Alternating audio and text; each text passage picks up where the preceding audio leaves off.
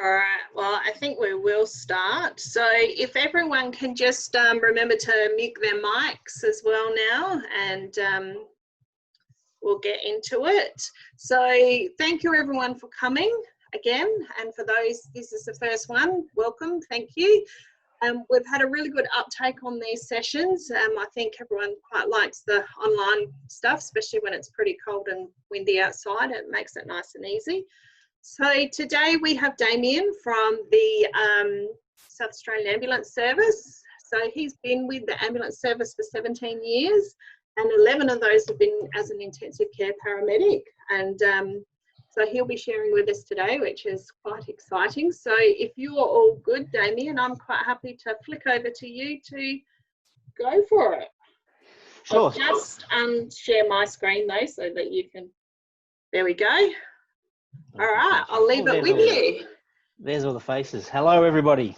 So thank you, Kate. Thanks for the opportunity to chat to you guys today.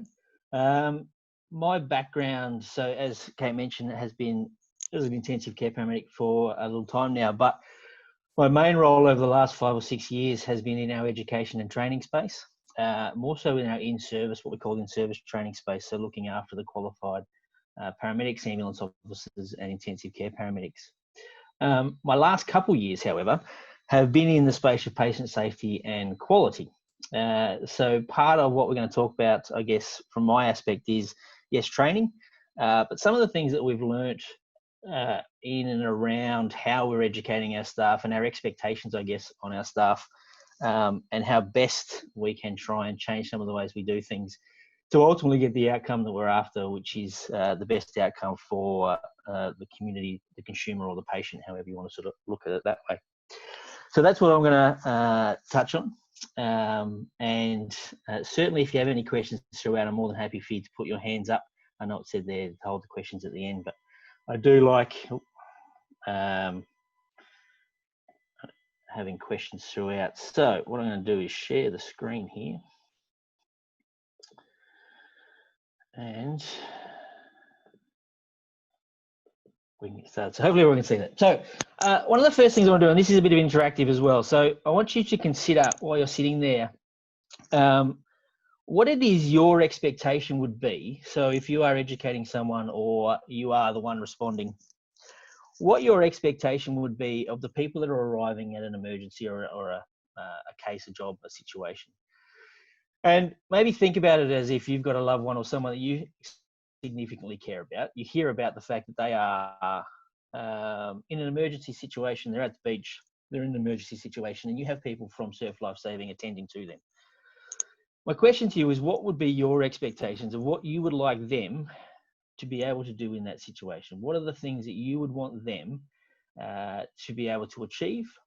And what would be the ultimate goal at the end of that? And I want you to sort of consider maybe, you know, a few things that would be the priorities for you. And I'm just going to get you to sort of wheel them out and I'll make some notes as we go along. So happy for you to unmute and throw some key things out because this will, I guess, form part of this conversation that we'll have throughout the next sort of 60 minutes. So anybody got any sort of initial thoughts as what their major expectation would be if you heard you had a loved one that was in need of rescue and you had some lifesavers heading towards them? Care and competence. Competence, yep. And care, care. Yep. Yep. Yep. Skill set. Anything else? Skill set. Good skill set and life skills. Yep. Working as a team. Working as a team. Safety. Yep.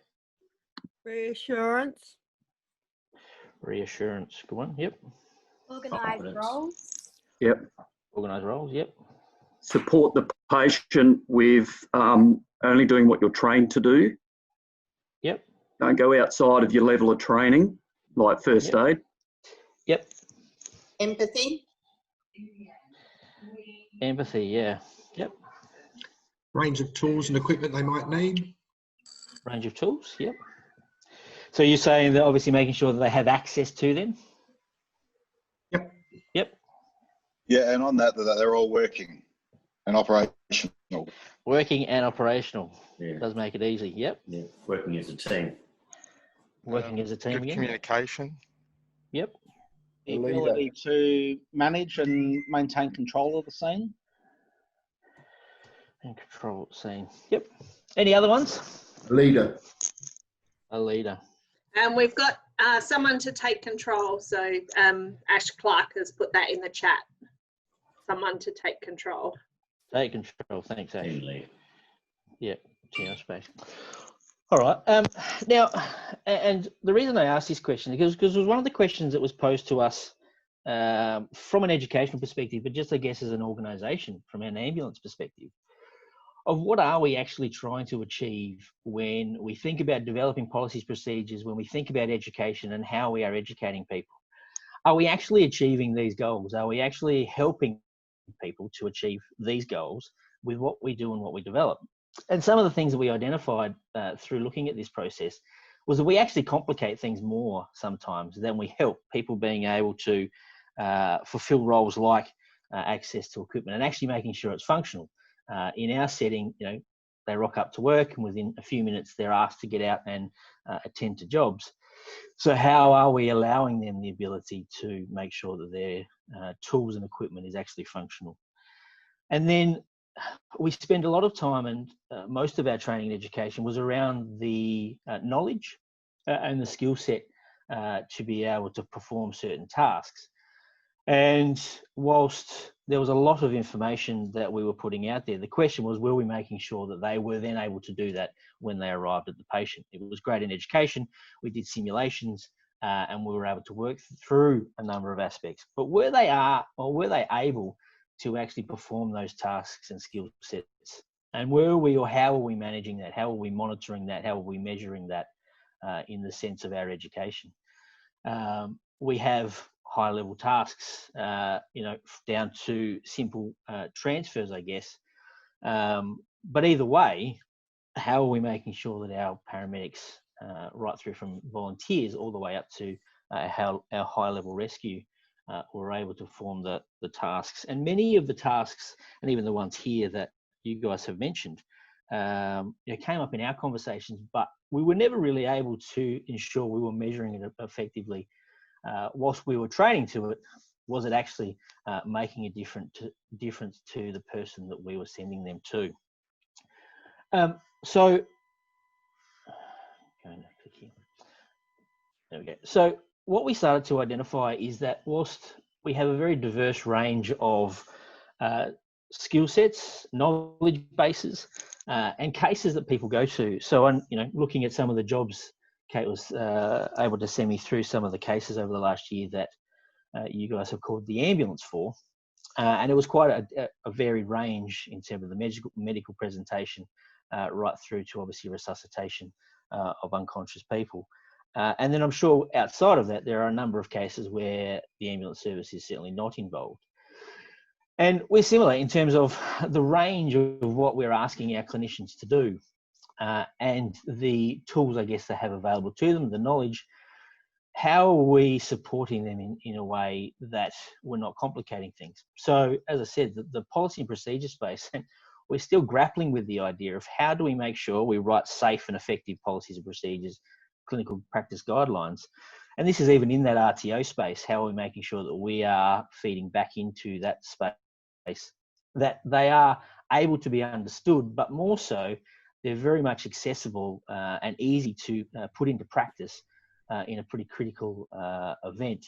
And we found, particularly over the last couple of years, that people under stress in what is ultimately an environment, whilst they're trained for it, not able to train in an environment where the stress level is high, they weren't able to recall a number of events within their clinical practice guidelines or the policies and procedures. And so from our training perspective, how do we provide access to information? How do we provide access at real time or in real time at the patient side to help them? And whilst one of the aspects is definitely around team, and which I'll talk a little bit about what we're trying to do in that space, the other thing was looking at us as an organisation and taking responsibility for what we do and how we do it in terms of writing those documents, how we train, and changing our view on the types of training we do. So moving quite heavily into simulation, but also considering what that means, and not just focusing on the skill, focusing on some of the other aspects that lead into being successful and achieving the things that you guys were talking about. And I'm sure most of you have probably seen this quote throughout your time as trainers or educators. And I mean, the original quote, which was, we don't rise to the level of our expectations, we fall to the level of our training. I know the Navy SEALs kind of turned it into under pressure, you don't rise to the occasion, you sink to the level of your training. And we started to really drill down into what that meant for us and how we could achieve the outcome that we're after, which was obviously optimal patient care. So we talked about fear and this idea of the effect heuristic, which has come up a lot in medical conferences, and how we think about what we do. And so this is the fear sort of space, the idea of the mental shortcut that we take where we're in a stressful environment. And the idea is that making sure that we have enough training in place to hopefully fill the gaps in with the things that are correct, and we're not filling it in with things that are necessarily incorrect. Now, the fear shortcut, or this effect heuristic, for many people, and the best way to look at it is the elite sports person, I guess, and think about how do we relay that into our setting. And one of the things that we started to do was certainly focus on identifying when we're in a stressful environment and we are under stress, and actually taking a moment just to step back and think, okay, I need to get control of this situation in my own head, be it through some of the normal techniques to get control of that frontal cortex through breathing, but identify that we are under stress, and that will impact on our level of skill, our recall of knowledge. And so therefore within our training space, thinking about ways we can support that. And one of the good things that we're starting to push and trying to get an idea of is not just putting a skill out there and running people through it, trying to be more realistic in the approach of how they do it, but also getting people to think about the mental rehearsal of things. So thinking about now in our setting, some of the high risk things like intubation or cannulation, how often have people actually ran that through their mind so that when they need to use it, it's something that sits there. And you look at athletes, the high jumpers or other athletes, they sit there, they sort of think about, they run through their processes, run through the different types of mechanics, and they've probably done that thousands of times, not actually performing the skill, but certainly thinking about from just a mental space, because our brain doesn't understand the difference between obviously vivid and imaginary spaces. So we can teach ourselves a little bit just by actually considering a mental rehearsal space. What that's trying to allow us to do is when we are getting overwhelmed and we're finding there's more and more information coming out, there's more and more expectation, and in those critical events, and I guess talking about the ones particularly when we're going to interact with ambulance, having people on site that can not only themselves identify when they're going through that, but identify when others are potentially going through that space, and being able to navigate that with them. So even get them to step back for a moment, take a few breaths, get control, and then re-engage with the situation, so that we're all heading towards the common goal and getting the outcome that we're after. So when we're talking with leaders, but in general, most people, having an awareness and looking at different types of people that they'll be working with, how they react to that stress, and how we can support each other through those critical times. And this is part of that sharing of knowledge. And I found it, I was doing some research on surf lifesaving, and probably the one thing that impressed me the most was the term that you guys use in terms of the formal passing on of skills and wisdom is something we've been doing for 100 years.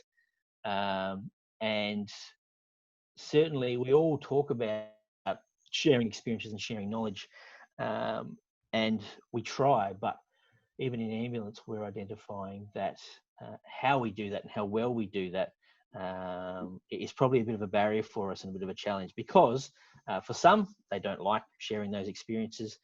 There is obviously a psychological space that we need to consider in that, but also the willingness of others to engage in some of those spaces. So I was pretty excited to see that sort of comment. And when you pull it apart, it's quite profound in terms of what it means for people that are on the front line, and even behind that, educating people in trying to get, when you talk about the competence, the care, the compassion, making sure that people are learning from each other, which brings us into the space that,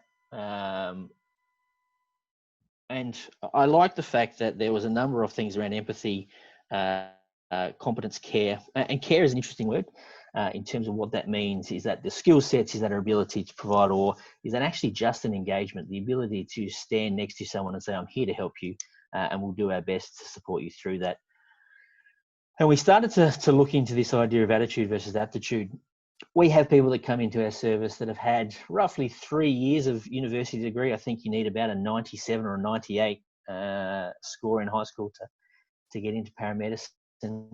They go through a 12-month induction, so heavily educated and able to certainly recall a large amount of knowledge. But linking that with the attitude in and around, I guess, what drives them, what motivates them. And this is part of the skill set in training, I guess, around how to engage with people and how do we motivate them. But inherently, there is a level of attitude towards or from people, how they view patients. We do a lot of research into consumer feedback, and the common one for us is always that they were rude, or they didn't engage, or they didn't listen. The consumer, funnily enough, doesn't mention very often the care around the actual skills that we bring. It's just whether we showed a level of compassion and care and we engage with the consumer. So now we're starting to think about, when we even recruit and we look at people, how do we help them get to the point of not only having a high level of knowledge and skill set and able to work towards improving all of that, but focusing a little bit on the attitude aspect, and ideally getting to that point of having a good balance between the two of them, so that we have very open-minded people that are very willing to learn and learn on both sides. So learn from others, but learn from their mistakes and how they can support others as well in and around that space. So certainly trying to engage more in an open conversation with a number of people. Whilst we educate a certain point of the curriculum, I know in an RTO space there's a level of what we need to, but then how do we make sure that we are supporting and embedding that as we move forward from that space, so that, again, we are trying to meet those objectives that we spoke about at the start. And I guess all of this is one of those sort of questions of, there's a lot of things that we're learning, and how do we start to put some of this into actual practice? How do we help and support the people that we are training, and even, I guess, supporting us as educators? And we start to look at a lot of the literature and look at around how do we best get the outcomes that we're after. So how do we achieve these objectives that we were speaking about earlier? And one of the papers that stood out when we were doing this was a paper by Sydney Decker. And this focuses a little bit on safety, but it had a number of aspects in it that were really critical in, I guess, the way in which we're moving to managing our workforce and managing the way we support and educate our workforce. So you can certainly have a look at this paper, and it's basically termed why do things go right? And it was an interesting concept around thinking, we often look at, if something doesn't go well, we sort of pull that apart and we look at it, but how often do we look at things that go right and why they went right? Why was that a positive experience? How did the person get to making that decision? Not so much what the decision was, but how did they actually get to making that decision? What were the things that supported them in getting to make that decision? And within this space, whilst this was in a hospital, one of the things that they looked at was, why did things go wrong? And commonly, between the what went right and what went wrong was very similar, but there were a couple key characteristics in the what went right group that were quite interesting. And these are just a couple of them that stood out. The diversity of opinion and the possibility to voice dissent. And I know dissent sounds like a bad word, but what they identified was when we created an environment where everybody could speak up, you were far more likely to put it on a path for things to go right. And you talked about a leader in that early part, and you want someone to take that leadership space. And we are encouraging our leaders now to certainly create an environment where they can allow people to speak up and feel comfortable enough to speak up. And part of that is, even when I look at previous education sessions and you talk to people, how many people in a class come to you after a session and ask a question? And you go, why were they not comfortable enough to ask that question in the classroom? What was it that stopped them? E.g., it might have been we told them not to ask questions, but generally speaking, why was it they felt they weren't able to ask that question? And often the response is, I wasn't sure whether, I would be seen as not knowing enough. They might judge me based on that question I'm asking. And you can then translate that into, if we are next to a patient, we're doing a resuscitation, if people aren't going to speak up and question things, how are we guaranteeing that we're keeping this on the path to get the best outcome? Because whilst we have good intentions, sometimes we do stray and we need that person to sort of realign or shift us back. We rely on the team leader a lot, but even they can get it wrong or drift away. So having everybody almost take a bit of a role in that was certainly a key aspect to allowing things to go right. The keeping discussion on risk alive goes into that, and for you guys particularly, I guess when you look at the environment that you're working in, it is quite a risky environment. And again, being able to create an environment where people can speak up around that. The breaking down of barriers and hierarchies. So in this case, obviously, we're talking about surgeons and doctors versus nurses, but we're identifying it within our region, just even a paramedic, an ICP, or an intensive care paramedic, an AO and a paramedic. And when we don't create the environment to allow everybody to share their thoughts, we miss things, we overlook things. And that goes for how we educate too. We educate often in silos, we teach people how they do their role, and we want people to stay within that space. But often they feel like they can't say something because that next level of care should know, or, if I say something, they're not going to want to listen. And so for us, it's about going, actually, that higher level of care needs to be the one to create an environment to want that, person to speak up, encouraging that almost to want to speak up. And even the same in the way we educate, trying to build an environment where people can ask those questions. Because I'm sure somebody else in that class environment or in that training session wants to ask the same question, but probably has the same feeling around what's going on. And then the last one was pride in workmanship. And the one probably positive space in this, particularly in the volunteer land, is that most people do it because of a love and a want to support their community and certainly get those positive outcomes. So we often find that that's not a huge issue in those spaces, particularly in the volunteers. But for us in a workforce environment or a paid workforce environment, having people that have a level of pride in what they do, and this is sort of going back into that attitudinal space, when we start to see that move away from a positive environment, the risks increase, and therefore the risks of things going wrong certainly start to increase, as well as the breakdown of that communication, that environment to allow things to thrive. So what are some of the things that we can do, and what are the things that we're certainly working on is, yes, we want a team leader and we certainly want someone to be in charge, but the goal for us is to be able to get them to create an environment where things are going to thrive. So almost seeking feedback, seeking input from others, simple things like asking, what have we missed? What else can we consider in this space? And encouraging that. So even when we're educating staff and working through skill sets, getting them to ask questions more, consider things themselves, so identify those solutions, but be willing and wanting to be able to speak up, because we've actually created that environment. We are actually seeking it more than just, you know, educating to the fact that you should do it. And most people, whilst we tell them, you know, you should speak up, they still find it challenging. They still find there is a level of nervousness around doing that. So flip that and go, actually, now let's start to seek that ourselves. Let's start to create that environment ourselves, bring everyone together. Ultimately, sharing a model then, I guess, of what we're trying to achieve. And this idea of a shared mental model is something that's coming out quite a bit, and certainly goes in line with helping us to get the outcome that we're after. And I guess, you know, I don't know a lot about some of the tasks and some of the ways and processes that you have in terms of the surf lifesaving, but they are, I'm sure, all down to an element of making sure that everybody is aware of the process, understands what we're trying to achieve, and everyone is communicating that.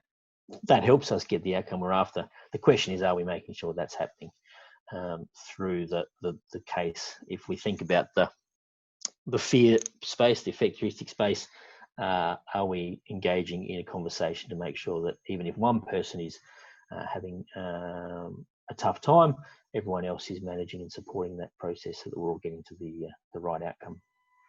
The other one that we're really focusing on is what's known as psychological safety.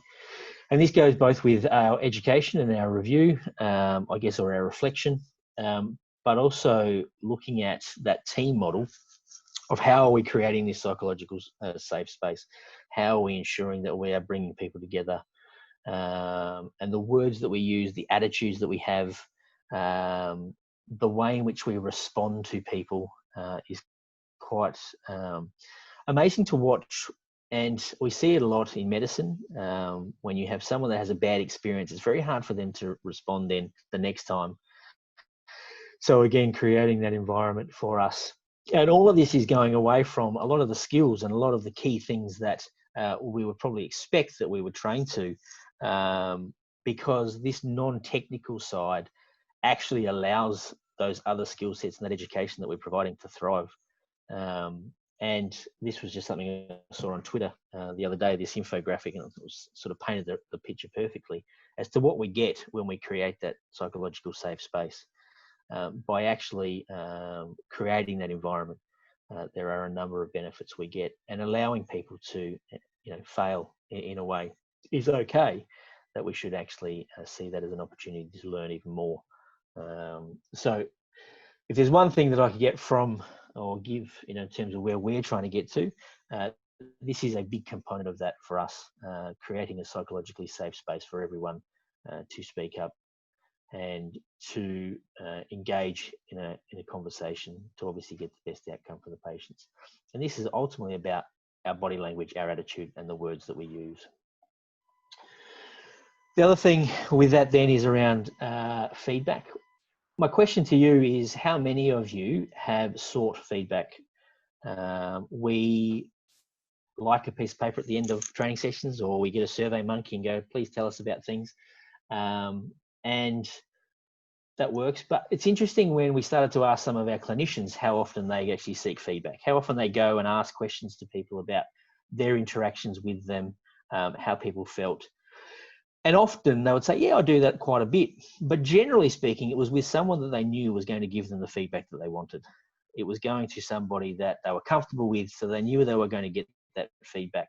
And often they weren't going and seeking out the people that they may actually from a different area or hadn't worked with much before, but did a job with, and going, have you asked that person so that you can get a view more broader than just obviously your own, or the people that you know are going to tell you what you want to hear.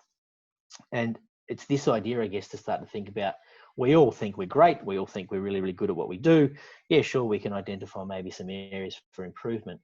But until we start to really seek some of that information from others and hear what they have to say, it doesn't quite translate into significant change for us in the way we do things, even from educating right through to how we practice clinically. How did we create that safe environment for people? So that idea of non-technical skill is really where we're heading in terms of what we're doing in education. We are absolutely keen on the technical side. There's no question. We need to make sure people are competent in the skills that they do and the knowledge that they have. But that is only one portion of really making sure that we are delivering on the support of patients, that quality of care, because we're identifying that these non-technical skills are the drivers behind whether or things are put on a path for it to go right, more so than it going wrong. And following up on education and the information that we provide, focusing more on why certain things were done, not over the decision that was made, but how we got to that point, which largely sits in and around that sort of feedback loop, peer review, and seeing how we can improve without just saying, well, you need to obviously know this point of the manual. What does that actually mean for your patient, and how does that actually achieve some of the things that you spoke about earlier? So that's kind of where we're at. In 2018, when I came into patient safety, most of you probably would have seen the papers and the like. We had quite a significant issue with patients in our care that were passing away, and that prompted a fair review for us. And one of the big things that came out of that is we need to change our attitude towards how we educate, how we train, how we support people, what our expectations are on them, and making sure that everything that we do is leading them to be able to complete the tasks that they need to complete, which was one of the exercises that we did, which we were just talking about this morning, obviously in a broader sense. But often the things that we were trying to do, the way we educated, was not actually allowing us to achieve those outcomes. Often it was just putting more stress or information that wasn't going to help people to achieve their outcomes, and shifting away from just the technical, but putting a lot of focus in on the non-technical aspects of our education, and also the review of our education and that support that we were bringing. So in that, I guess, there's your office and there's the things that you guys work on. The one for us, we are not necessarily good when it comes to the beach. Our ambulances don't go very well on sand. And for our clinicians, the key is obviously continuing the care that you provide. And this is, I guess, an opportunity for us to talk about. We often, from a healthcare perspective, have big silos. So we find it very much from an ambulance service going into a hospital, big silos in the way we manage things. But we are all trying to achieve the same outcome in terms of the quality of care provided and the outcome for the patient. And this should be no different with any other group that we interact with, and likewise for you guys interacting with us. So being able to identify ways, I guess, that we can support that from our end, and then ways in which Self-Life Saving can certainly support that is critical to getting those outcomes that we're after. From a tasking perspective and looking at those, I think there was 20 odd cases, they were quite different. And I know that there are very unique shorelines across the state. And one of the biggest things, I was talking to our clinicians quite a bit, and going that this is your expertise, this is your environment that you work in. And for our guys, we need to understand that when we come in, we shouldn't be necessarily taking over, but engaging in building that team environment. And you've already begun that process of care, the empathy, engaging with the consumers and the patients to understand what's going on, initiated treatment. And we really are just extending that and carrying that on. So trying to make sure that we are breaking down the idea of coming in, taking over, and actually just helping and extend that. For us, that's the education we're doing. I appreciate that doesn't always happen. But would love for you guys to provide the feedback if you do hear of situations, because to achieve the outcomes that we were talking about at the start, from your perspective and from our perspective, we just need to create that safe team. We need to create a team that is going to allow the outcomes we're after, allow things to go right more than go wrong. So what are some of those things that I guess we can do in that space? Access is the biggest thing that we identified. And again, looking at your environment, our ambulances don't do well. You would have seen the advertiser recently. These are our new single response vehicles. Flashy looking car, but again, doesn't do very well on sand. And we only actually have a very small number of vehicles that can actually go onto the sand. So one of our spaces is access, and you guys are experts in and around moving things in that area. So we need to make sure that we are taking the advice of you guys. But at the same time, I guess from a feedback perspective, being able to understand where we need to get to so that we can obviously help you guys out in a timely fashion.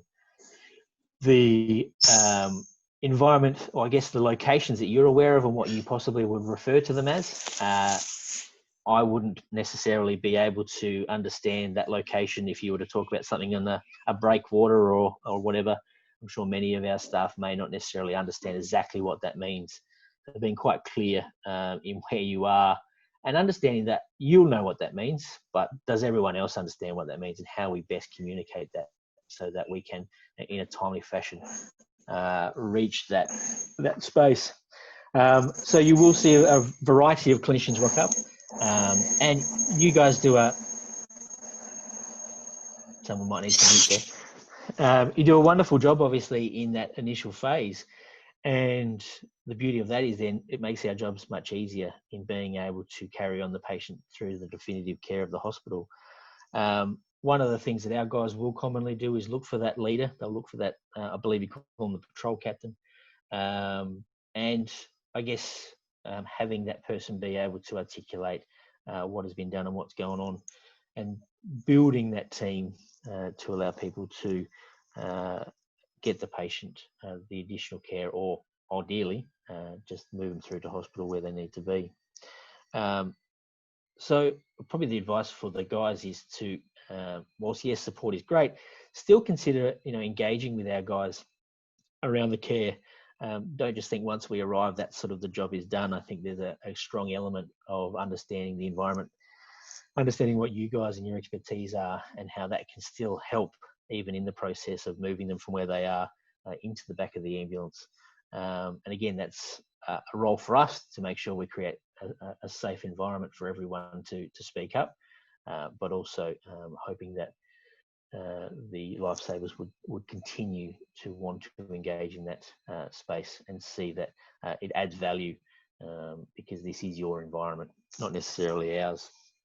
A couple other things, and I know this has been brought up a couple of times when we've had conversations in around this, and I know sometimes it can be challenging between protocols or practice procedures. Your guys may often see that we are not or no longer actively using collars. We don't actively use oxygen in most circumstances. So again, it's having that dialogue to understand that there are slightly different variations in clinical practice and what we do. It's not wrong. It's not detrimental in any way what we do or versus what you guys do. But again, it's opening up that conversation, and from our perspective, understanding what you guys are doing and what you can do, and then from our guys being able to say why they are doing certain things to help take away some of that. Did we do the wrong thing? Are we doing the right thing? How do we do it? And ultimately getting the patient outcome that we're after, which leads to obviously having a nice, happy patient at the end of it all, because we were able to, as a team, collectively provide the optimal care from your first response to, preserving life and saving life in that initial phase, through to getting the information through to the ambulance service, and then from us getting them through to carrying space or transport space and further care into the hospital. So collectively, that journey for that patient starts with you guys, and is pretty powerful in terms of that initial response. It's sort of the chain, I guess, of survival is a key element there. And you are a significant chain in that, and we are just one chain in that. And I think we need to, again, all collectively work together to understand we all play our little bit or our role. And as educators, building confidence in people to be able to engage in that space. So I guess throw it open to some questions, but that was just some of the things from that 2018 space where we did have significant adverse events. some of the things as an organisation, as an educational space that we have started to learn, and some of the ways in which we want to, I guess, move forward as an organisation, and the way in which we want to build a safe environment for everyone, so that ultimately we achieve our ultimate goal of high quality care and engaging appropriately with our consumers to get the best outcomes for them. So, any questions? I'll open the floor up.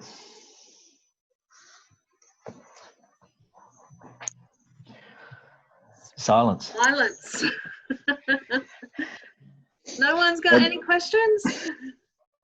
Yeah, Damien. Yeah. You're talking about training for the actual your people, and they're actually highly educated and actually a little bit knowledge. In lifesaving, you've actually got your training with a group who predominantly there are a group who actually are doing it for the actual community service area of it, and there's also a group who are doing it for the sports aspect of it. Yep. That actually see the community service part as being a necessary evil in some ways.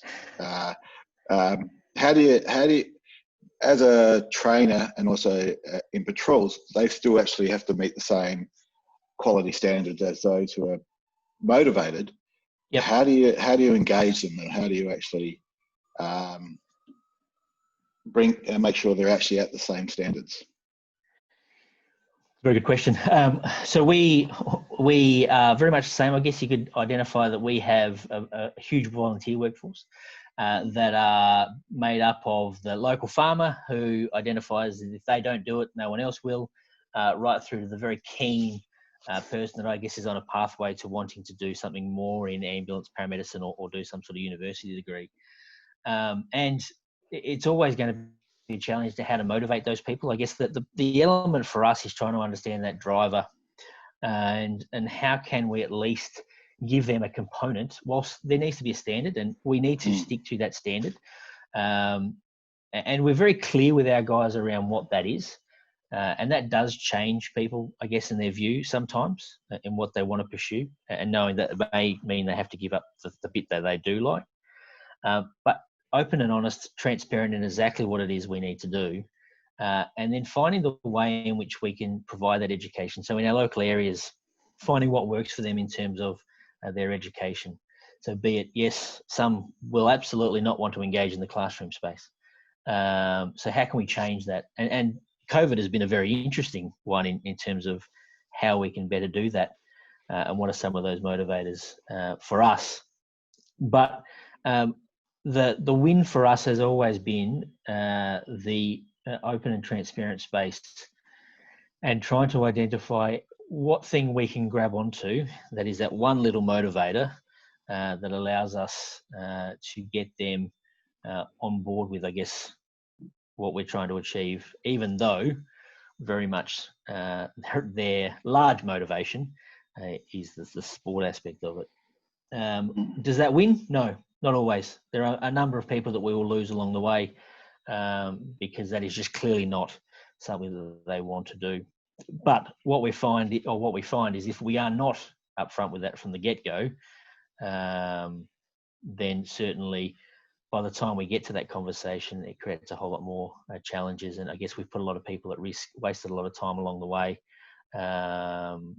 It's not a nice word, but it's certainly what we find. So is there a silver bullet to be able to motivate them? This is that aptitude, attitude space.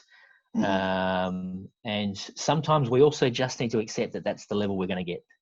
And are we comfortable with that level? Is it meeting the minimum standard? And I know in an RTO space that there is a very much a minimum standard that they need to get to. And are we comfortable with that, or do we need to have a critical conversation and just change the direction of where we're going with that individual, which is never easy because they are volunteering, and we don't want to ever turn anyone away. But at the same time, and I bring back to the things that we spoke about early on in the piece, will what you're doing and what you're trying to do achieve those things? And if it's not going to get to the key things that you want or the expectation, if they're going to your loved one and they're not going to be able to get to that expectation, there is a critical conversation that needs to be had, because ultimately it comes down to the person at the end of that rescue that you want to make sure has the best possible chance of a good outcome. Yep. Thank you. And we've had many of those conversations, and it's horrible. It's never nice, but many of them appreciate the open and honest conversation from the get-go, and allows them to then navigate what they want to do and how they want to approach that. Mm-hmm. So another one is sorry.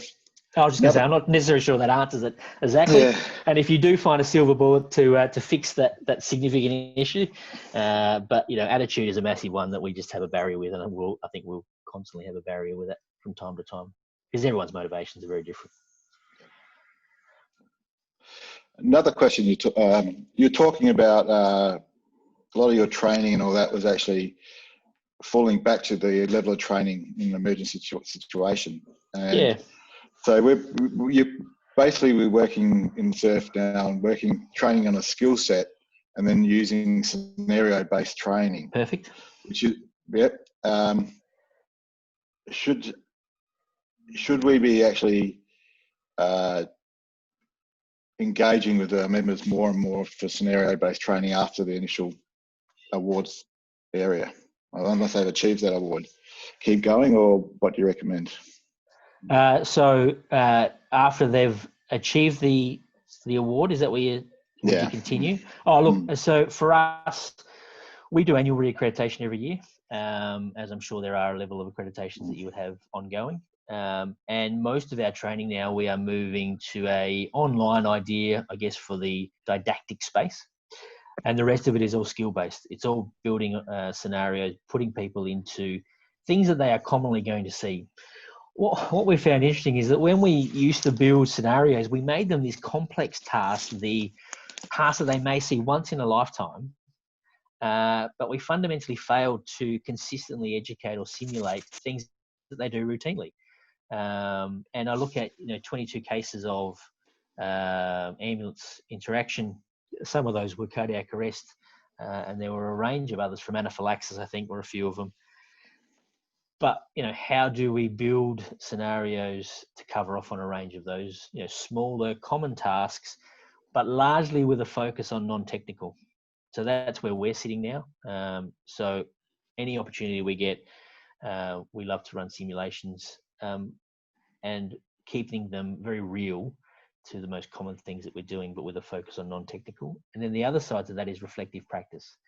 So not so much the hands-on simulations, but reflective practice in talking about a case and talking about how our experiences, talking about the knowledge that we have, how that linked into us making the decisions that we did or making the decision that we would want to make if we were in that situation. And we're finding that reflective practice space is certainly opening up conversations and breaking barriers down. So from a junior clinician through to a senior clinician, being able to be more open in those conversations. We build a psychologically safe space, but we're spending more and more time on the why are we making that decision? So not so much the decision was made, but why would we make that decision? What are the things that underpin it? What are the things that we're drawing on? And often that could be experience. Linking it back to, yes, the award or the guidelines that we have in place as well. And that helps re-embed some of those things. So we do that routinely on a regular basis and would suggest, we'd never want to stop. In fact, we'd love to expand on that even more and engaging more others. So doing things with surf lifesaving and ambulance, doing things with hospitals and ambulance, engaging more in not so much siloed training, but expanding what we engage with or who we engage with.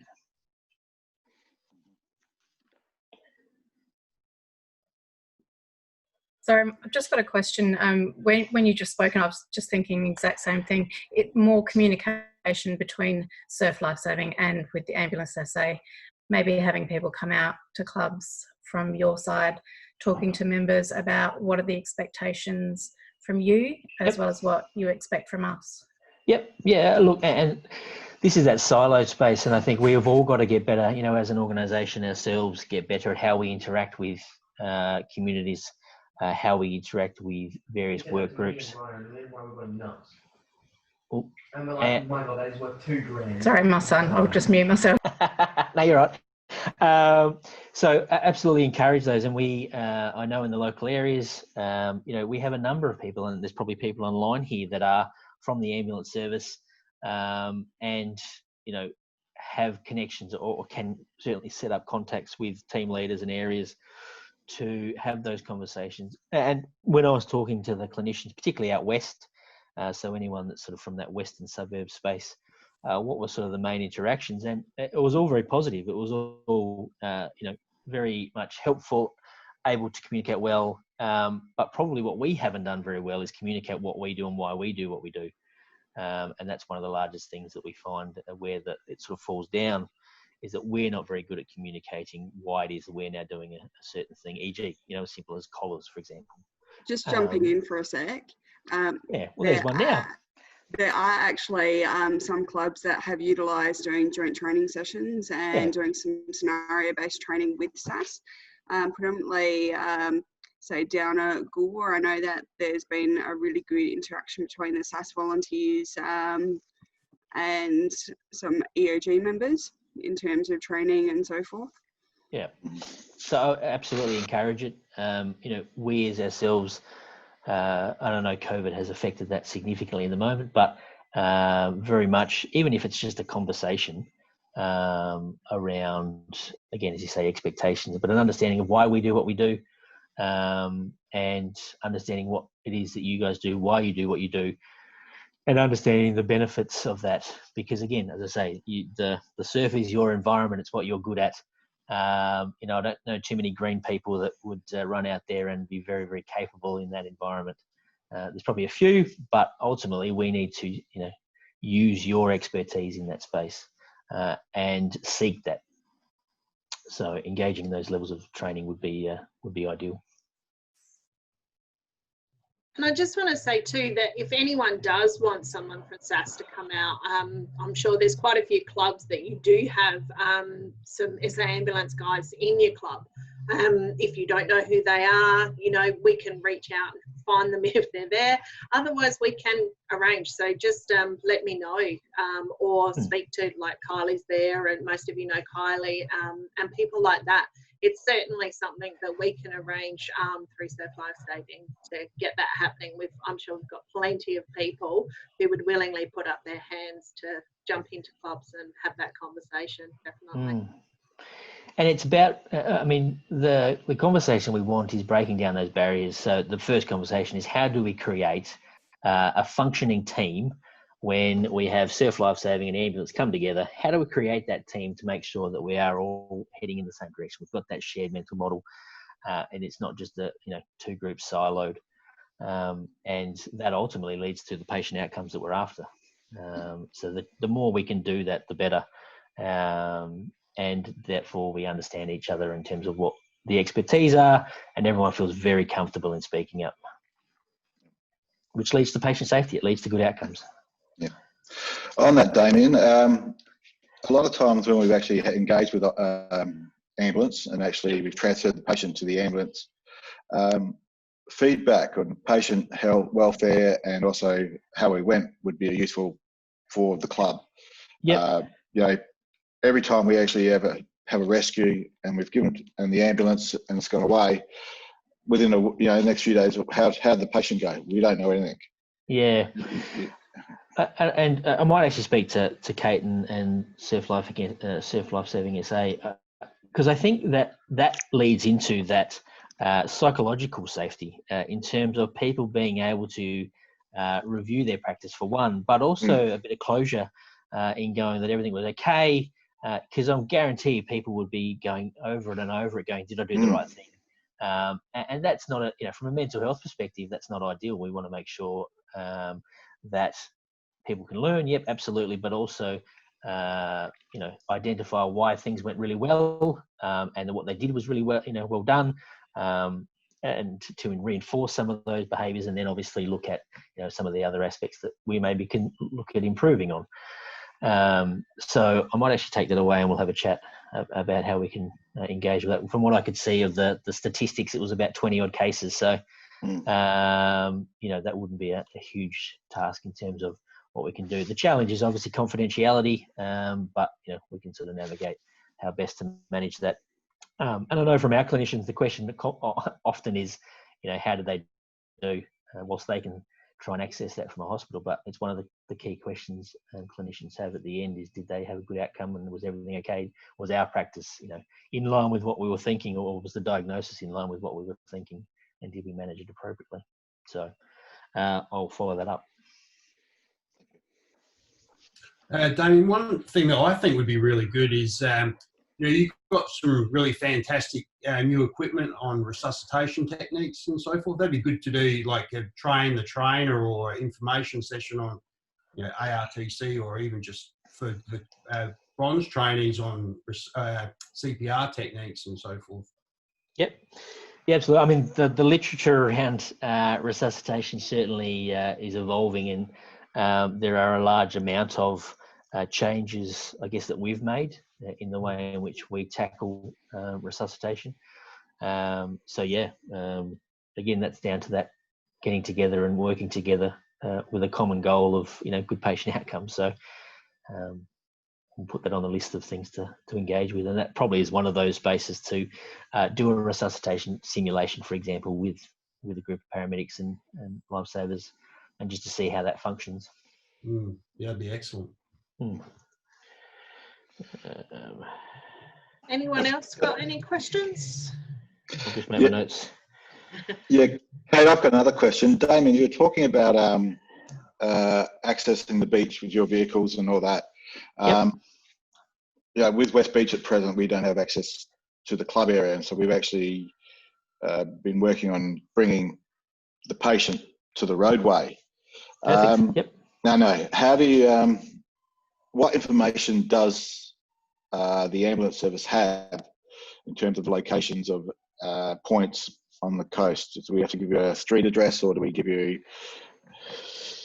Yeah, so the one thing they're probably going to look for is the closest cross street or access point. So often that'll be street based, and they can add within the text, however, various comments about landmarks or the like.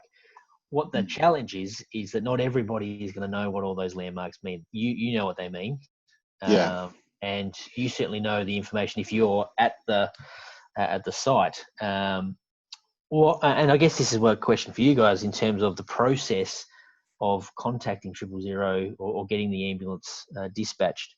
I believe you would radio into a communication centre and then they would send the information across. Is that right?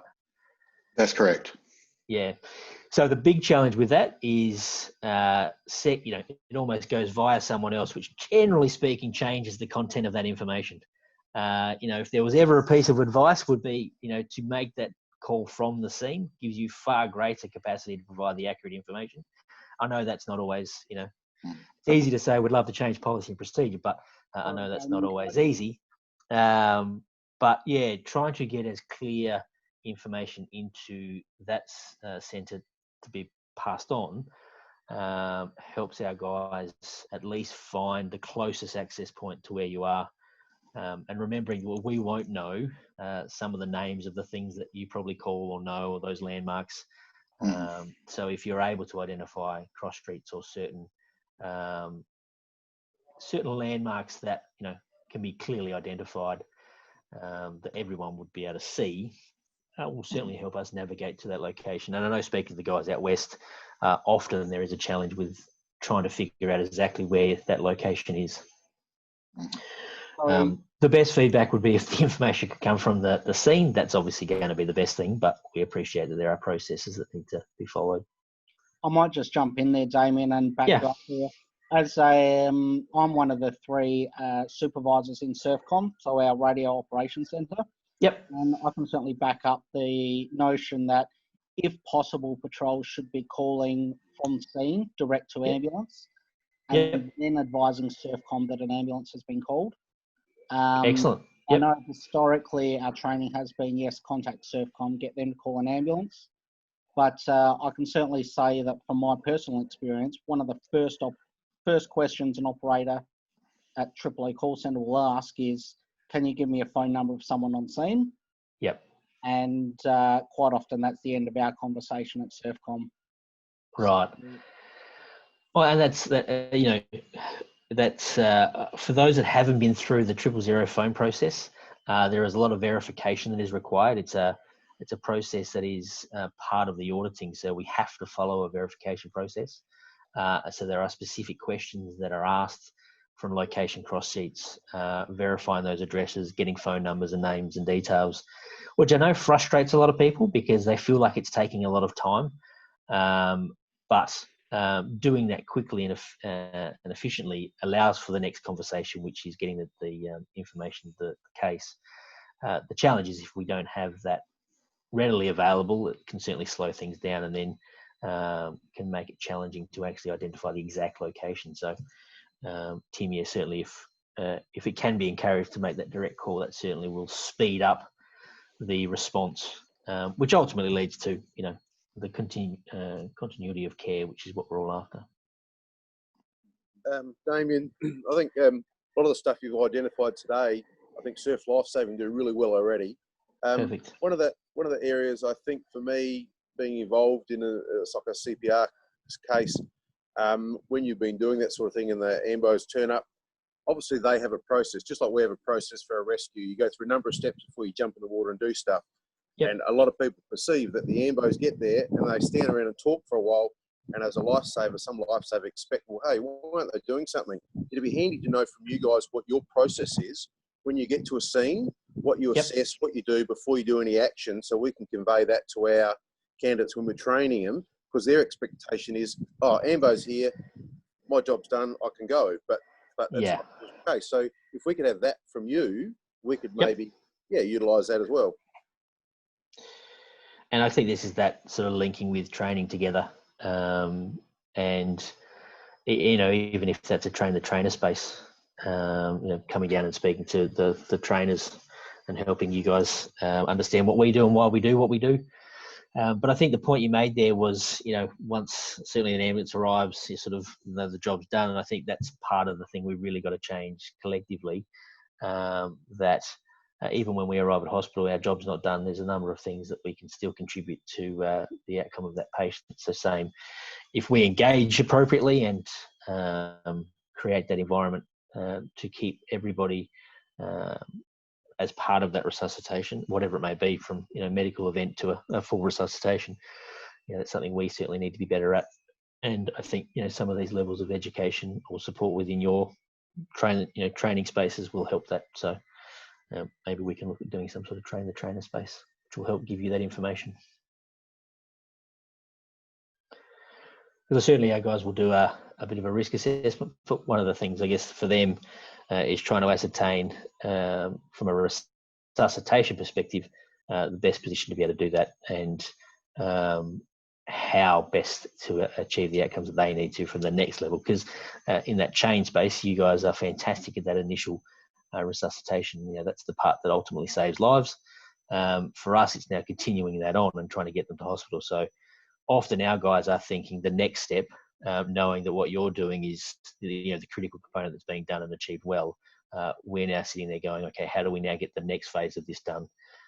Should we now get to the point of needing the transport? So that could be just, again, how well we communicate that to the people on scene. Yeah, I mean, maybe that's just as simple as, look, you're doing a great job, keep on going. Yeah. And simple things like that. But some people, like I said, we've got some amazingly trained surf lifesavers, but they think that ambulances, and they are that little bit of experience above. But for our basic stuff on the beach, as you said, we're doing a great job, and maybe we need to convey that to them a little bit more. Yeah, yep. And you are. I mean, I do a lot of work with the volunteers from time to time, and I always say that I would be more than happy if I happen to need resuscitation to have the volunteers do it, because they focus on the basics, they do it well, and that's what really saves lives, that initial stuff. So for us, it's how we then join that team and how we help support that which again is part of the communication space. And it is two ways. Certainly we encourage you guys to make sure you speak up, but at the same time we need to also engage in building that safe team.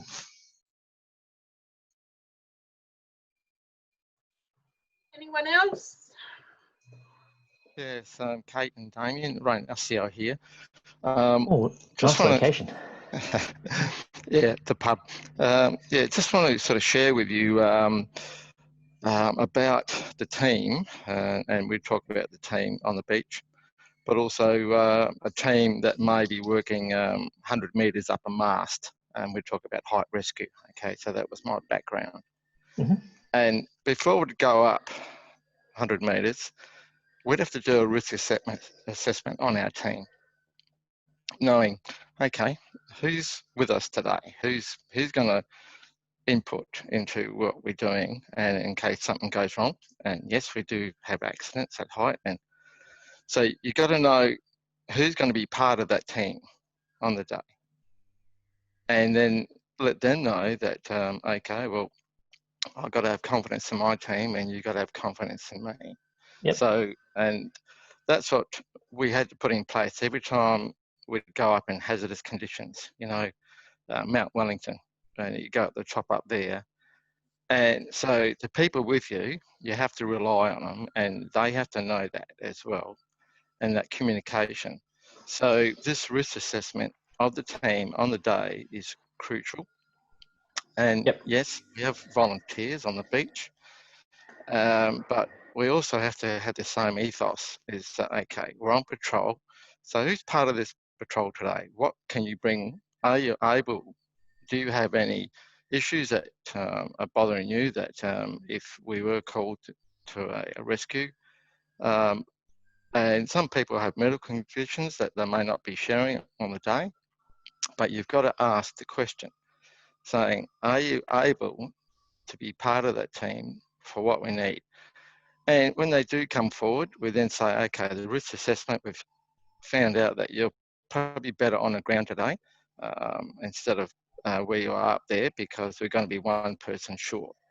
So it's a matter of knowing their skill levels on the day. And that's what we used to do, a risk assessment before we actually started our team. And that's what I used to do on patrol as well. So that was just a bit of feedback, okay, from my background.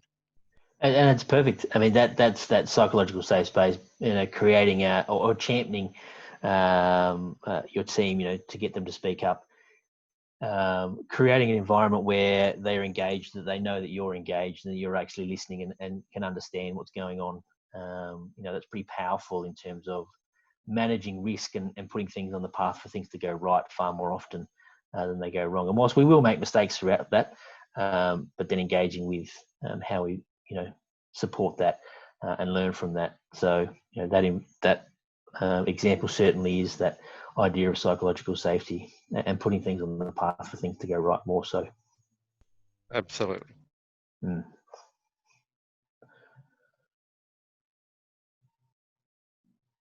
Any others? We have run over time, so. Well, so apologies. I do apologise. No, I think we had a lot of questions, so that was probably why. So, well, if there's no more questions, we might. Have you got any more to add, Damien? No, look. It's always, yes.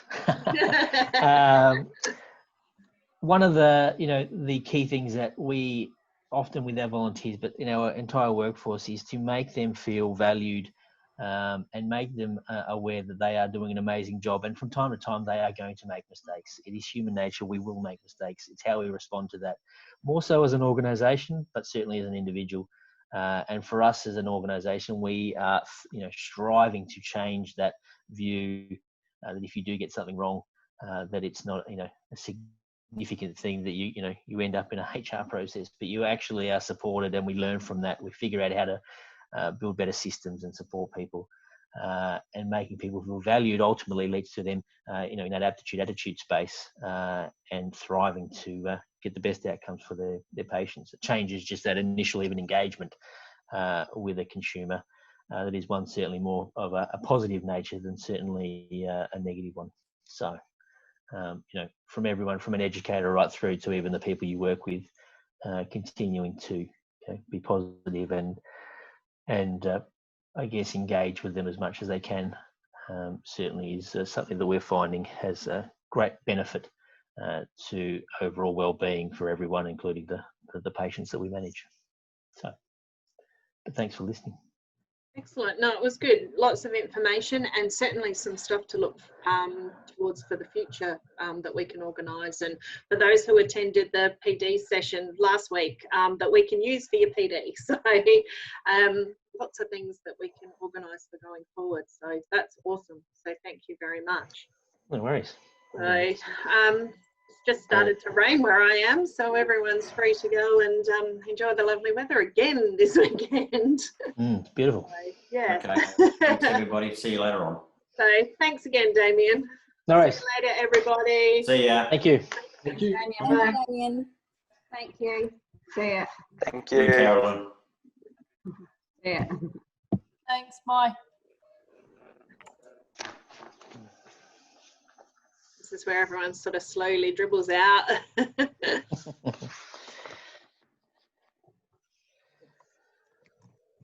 Kate, you there? Yeah, I can call you back in a minute, Graham, if you like. Dave Lucas. Oh, sorry, Thanks. James. Thanks, Kate. Give me a ring on the mobile. All right, no Thanks. worries. See ya. Dave, do you want me to call you, or do you want to chat here, or? Oh, I can chat here if you've got 2 seconds. Yeah, go for it. Yeah, just a couple of things. Following up on that question, the clubs calling ambulances directly and versus through Servcom.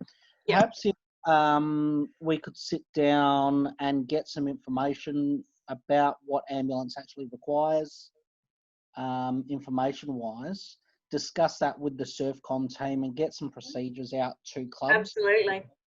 It's certainly a bit of a frustration in Servcom in that clubs will contact us requesting ambulances and we just say, no, call them yourself. Obviously, there's cases where that is going to be the best practice. But yeah, I think that's something that we should look at before next season. If I have mentioned before for Servcom, I have asked for procedures because there's been a few discrepancies in a few things and it just sort of hasn't really eventuated. With the new bronze rolling out, now would be the perfect time to do that. So if we could do that sooner rather than later, then we can incorporate it in our bronze rollout, which would be awesome. Because I think the other side of that then too is if the clubs are calling the ambulance, they still need to know that they have to keep you guys informed so that you can update your incident reports and stuff like that in Servcom. So it's not just a matter of the clubs calling the ambulance and then letting you guys go. It's a matter of still, when they can, updating Servcom as well. So yeah, that absolutely. side of it as well. Absolutely. And I mean, we had a couple of incidences last season where Servcom wasn't advised and all of a sudden we found a club was dealing with suspect spinals and stuff like that. So yeah, absolutely, if we can work around that. Yeah, no, more than happy. Flip me an email and we can arrange a time to get together. Easy. Yeah. If you, Kate, you want to sort of just let us know, so I can certainly get in touch with the right people to make sure we get the information that you might need in terms of what we'll be asking. So give you a bit of a script, I guess, of what information is pertinent. Oh, that would be awesome. So just sort of flick us a reminder and I'll help you out with that. Yeah, no, that would be great. Yeah. Excellent. No, that'd be great. Thanks, Damien. Thanks, Kate. All right. Thanks, Dave. And the other quick question was just the process about going about starting my Cert 4 upgrade again. All right. Flick me an email about that one. Yeah, no worries. All right, easy. On the conversation. Cool. No I'm worries. sure it won't be. It'll be fine. Excellent. No worries. Thanks again. Thanks, Damien. Thanks, Dave. Really quick one, Kate. Yep. Just on Graham's question about providing locations and things like that when we're calling an ambulance. If you provided a landmark or something like that, the operators may not be familiar with what the landmark is. We have a GPS on our radios. Use it. Yeah, and we've also general habit there of is an providing app on phones as well and things Yep, like that. absolutely. That course that Matt showed us.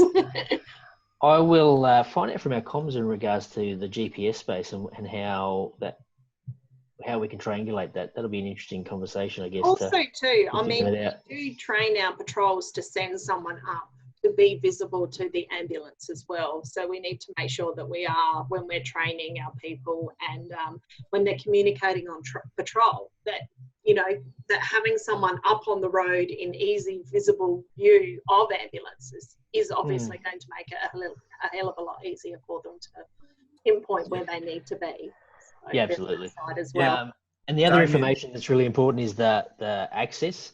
So most of the time you're going to get an ambulance or a first responder which isn't going to be able to go on the beach. So I guess being aware of what other resources we may need to provide or what you've got on scene that will help us get the patient up to the roadside, that certainly can speed things up. Yeah. The other thing is, Damien, if you guys in SAS can't triangulate something from a GPS, we can in SurfCom. Okay. So that if we've got it, then we can provide a reference to a street or approximate. Yeah. Yeah. No worries. I'll have a chat to them and find out how we can best use that. Because that's certainly the feedback we get is that there's often landmarks, and some people, you know, don't even from interstate or overseas that come work for us, and they don't have any clue of what some of those landmarks are. We have the same issue in the comms room in that people providing us with information use a local reference, and we've got we're going okay. Yeah, absolutely. Awesome. Cool. Anything else, guys? No. Cool. We're good. Awesome. All right.